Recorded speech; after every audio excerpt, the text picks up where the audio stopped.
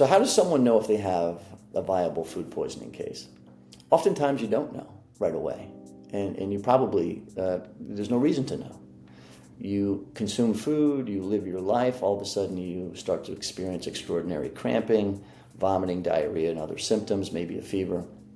And you wonder, am I catching COVID or the flu, or maybe it's something that I ate, maybe not.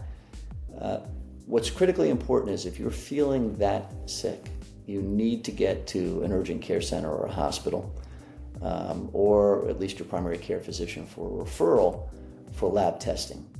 If someone is diagnosed with a specific and serious food poisoning like E. coli, Listeria, Campylobacter, etc., that has to be reported by the provider and the lab to the state and the federal government.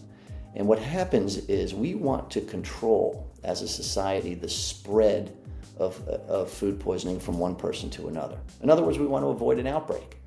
And what the government does is they get a report of one person with let's call it E. coli, and then somebody else, and then somebody else. They do quick intervention, they do an epidemiological traceback, and they determine, to the extent possible, the root cause of that outbreak. And then it can be stemmed. But unfortunately, for the people who've become sick, it often can lead to catastrophic results.